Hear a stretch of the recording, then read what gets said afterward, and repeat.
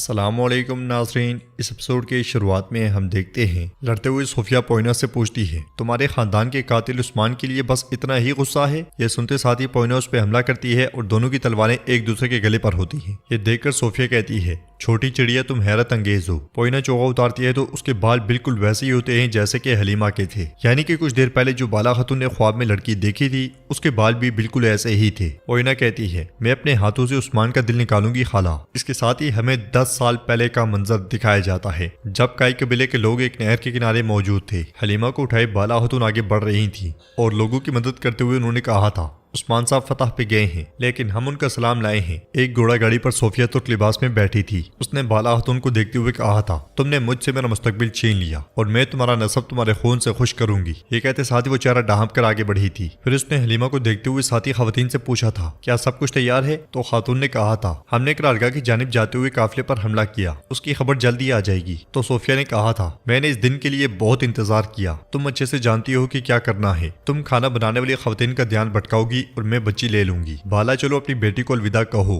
الجن بھی بالا خاتون کے ساتھ موجود تھی، اس لیے ایک سپاہی نے آ کر کہا تھا بالا خاتون قرارگاہ جاتے ہوئے قافلے پر حملہ ہوا ہے۔ یہ سن کر بالا خاتون پریشان ہو گئی تھی اور الجن سے کہا تھا الجن تم کام ختم کرنے کے بعد یعنی شہر واپس چلی جانا، حلیمہ تمہارے پاس امانت ہے۔ یہ کہتے ساتھ ہی بالا خاتون آگے بڑھی تھی تو حلیمہ نے کہا تھا ماں مت جائیں، مگر بالا خاتون اسے پیار کرتے ہوئے چلی گئی تھی۔ وقت گزرتے گزرتے ہم نے دیکھا تھا کہ حلیمہ ندی کے پاس بیٹھی تھی، الجن خواتین کے ساتھ کھانا بناتے ہوئے مصروف تھی۔ صوفیہ اپنی کارروائی میں لگی ہوئی تھی۔ الجن حلیمہ کی جانب بڑھی رہی تھی کہ صوفیہ کے اشارے پر اس کی خاتون نے پیچھے سے کھانا گرا دیا تھا۔ یہ دیکھ کر الجن ادھر مصروف ہو گئی تھی۔ صوفیہ ایک سیب لے کر حلیمہ کے پاس آئی تھی اور اس نے حلیمہ کو سیب دیتے ہوئے کہا تھا حلیمہ تمہاری ماں تمہارا انتظار کر رہی ہے۔ اس نے کہا حلیمہ کو لے آؤ، کیا تم میرے ساتھ آؤ گی؟ شاباش بیٹی آ جاؤ۔ یہ کہتے ساتھ ہی اس نے حلیمہ کو اٹھا لیا تھا اور کہا تھا تم اب میری ہو چھوٹی شیطان۔ پھر صوفیہ اسے ایک گھوڑا گاڑی کے پاس لے گئی تھی۔ وہاں ادھر ادھر دیکھتے ہوئے حلیمہ نے پوچھا تھا میری ماں کہاں ہے؟ تو صوفیہ نے اس کے منہ پہ ہاتھ رکھ کے اسے بے ہوش کر دیا تھا اور اس کے گلے سے تعویذ نکال کر وہاں سلیب کا نشان ڈال دیا تھا۔ پھر اس کے کپڑے اور جوتے اتارتے ہوئے اس نے خاتون سے کہا تھا ان کو دریا کے قریب پھینک دو اور اس کے کپڑے اس بچے پر ڈال دو اور ان سے کہو کہ بچی دریا میں گر گئی ہے۔ جب انہیں کئی دن بعد بچہ ملے گا تو انہیں کوئی شک باقی نہیں رہے گا کہ ان کی بچی مر گئی ہے۔ یہ کہتے ساتھ ہی اس نے حلیمہ کو گھوڑا گاڑی پر رکھ دیا تھا اور خاتون وہاں سے ایک اور مرا ہوا بچہ اٹھا کر آگے بڑھ گئی تھی۔ اس طرح صوفیہ نے پوئینہ یعنی کہ حلیمہ کو بچپن میں اغوا کیا تھا اور 10 سالوں سے یہ اسی کے ساتھ ہے۔ ان خیالات کے بعد پوئینہ پوچھتی ہے کیا میں اپنا انتقام لے سکتی ہوں؟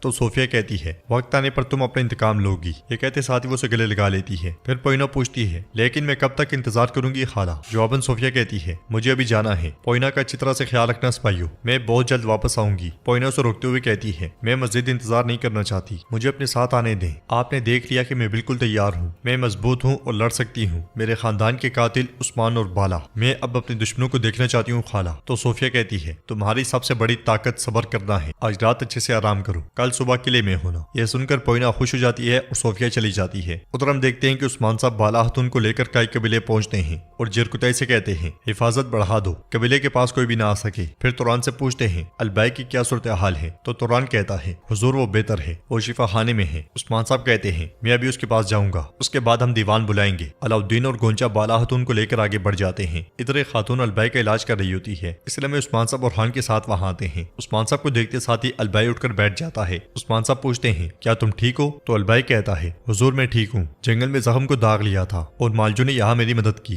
یہ سن کر عثمان صاحب کہتے ہیں یہ معلومات جو تم نے اپنی جان کو خطرے میں ڈال کر ہم تک پہنچائیں اس سے بہت سوں کی جان بچ گئی، تمہارا شکریہ۔ تو البائی کہتا ہے لیکن حضور جو معلومات مجھے ان کافروں سے ملی انہوں نے جو بالا خاتون پر حملہ کیا صرف وہ نہیں ہے۔ عثمان صاحب پوچھتے ہیں اور کیا ہے؟ تو البائی کہتا ہے کراسے کا ان کافروں کے ساتھ اتحاد، وہ اس حد تک ہے کہ وہ کافروں کو فولاد بیچ رہا ہے۔ یہ سن کر عثمان صاحب کو بہت غصہ آتا ہے اور وہ کہتے ہیں تو وہ کافروں کو فولاد بیچ رہا ہے؟ ہاں، ترک مردوں کو مارنے والا ہر تلوار وہ جو بیچ رہا ہے۔ ہماری دشمنی میں تم کس قدر گر گئے ہو؟ اور خان کہتا ہے حضور ہمیں کسی نہ کسی طرح اسے روکنا چاہیے۔ تو عثمان صاحب کہتے ہیں ہم روکیں گے، ضرور روکیں گے۔ البائی کیا صوفیہ اور اس کے سانپ پاک حصار میں رہتے ہیں؟ تو البائی کہتا ہے حضور جہاں تک میں نے صوفیہ کے سپاہیوں سے سنا ہے وہ ایک سورماؤں کی پناہ گاہ میں ہیں۔ عثمان صاحب پوچھتے ہیں کہاں ہے وہ پناہ گاہ؟ تو البائی کہتا ہے میں اس کے بارے میں نہیں جانتا، لیکن وہاں سے آنے والوں کے گھوڑے تھکتے نہیں تھے، ظاہر ہے وہ آگ حصار سے زیادہ دور نہیں ہے۔ یہ سن کر عثمان صاحب برہان سے کہتے ہیں اب سے آکسار کے آس پاس کی تمام سورماؤں کی پناہگاہوں پر نظر رکھو گے، تم پتہ لگاؤ کہ صوفیہ کے سانپ کہاں ہیں۔ پھر البائی سے کہتے ہیں کیونکہ اب تم ٹھیک ہو تو مضبوط ہونے کا وقت آ گیا ہے، اب سے تمہاری جگہ ہمارے ساتھ ہے۔ یہ کہتے ساتھ ہی عثمان صاحب چلے جاتے ہیں۔ آکسار میں کرا سے لوکاس کے پاس آتا ہے اور اس سے کہتا ہے لوکاس تمہاری 9 جانیں ہیں، میں دیکھ سکتا ہوں کہ تم عثمان کے پنجوں سے دوبارہ بچنے میں کامیاب ہو گئے۔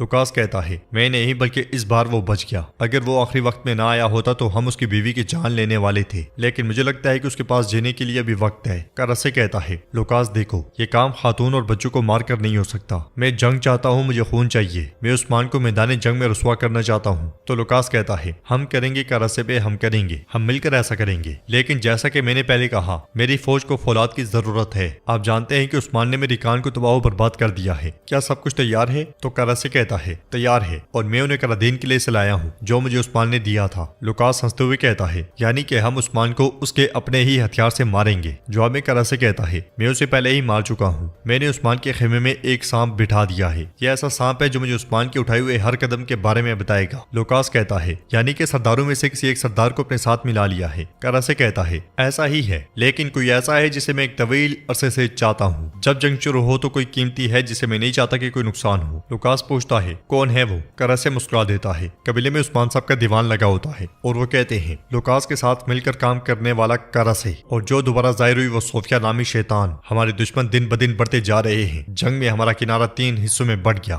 بھائی جو ہمیں کمزور اور ہماری ریاست کو ناقابل اعتبار بنانا چاہتے ہیں جبکہ اتنے کافر موجود ہیں، میں کوئی بھی کمزوری نہیں چاہتا، آپ کو اچھی طرح یہ جاننا چاہیے ہم اپنی سرزمین پر متحد اور مضبوط رہیں گے، اس وجہ سے ہر کوئی اپنا فریضہ بخوبی نبھائے اور احتیاط سے بھی کام لے۔ اب بتائیں بیگم خاتون، عوام اور تاجروں کی کیا صورتحال ہے؟ کیا کوئی مسئلہ یا پریشانی ہے؟ تو بیگم کہتی ہے حضور کوئی مسئلہ نہیں ہے، تاجر ہمارے بازار میں ہونے والی تجارت سے کافی مطمئن ہیں۔ عثمان صاحب گینجر سے پوچھتے ہیں تم بتاؤ گینجر بھائی میگاجا کی صورتحال کیا ہے؟ کیا آپ کے سپاہیوں نے تدبیر اختیار کی ہیں؟ تو گینجر کہتا ہے میرے حضور ہم نے تمام تدابیر کی ہوئی ہیں، قلعہ محفوظ ہے، لیکن مجھے ایک بات سمجھ نہیں آئی، کسی نے کراسے صاحب کو ہمارے شکار کے منصوبے کے بارے میں بتایا، مجھے لگا آپ اس مسئلے کے بارے میں بات کریں گے، لیکن آپ بازار اور میگاجا کے بارے میں بات کر رہے ہیں۔ یہ دیوان ریاست کا خفیہ مرکز ہے، اگر آپ کو ہمارے درمیان موجود کسی شخص پر کوئی شک ہے تو اسے ابھی یہاں بے نقاب کر دیں، ورنہ ہم میں سے کوئی بھی آپ کے سامنے سر اٹھا کر کھڑا نہیں ہو سکے گا۔ بیحان کہتا ہے گینجر بے ٹھیک کہہ رہے ہیں، اگر کسی پر ذرا سا بھی شک ہے تو ہمیں غدار کو گرفتار کر کے سزا دینی چاہیے، مگر عثمان صاحب کہتے ہیں کراسے سے میرا بات کرنے کا مقصد صرف اسے پرکھنا تھا، اگر وہ ہمارے درمیان کسی غدار کے ساتھ کام کر رہا ہوتا تو اس کے لہجے سے پتہ چل جاتا، ایسا لگتا ہے کہ اسے شکار کے منصوبے کے بارے میں مشاہدہ کر کے پتہ چلا۔ آپ کو یہ بات معلوم ہونی چاہیے کہ مجھے اپنے دیوان میں موجود اپنے سرداران اور فوج میں موجود اپنے سپاہیوں پر مکمل اعتماد ہے، ہم اس لیے یہاں ریاستی امور کے بارے میں بات نہیں کریں گے، ہر کوئی پہلے سے زیادہ محتاط اور چوکس رہے گا۔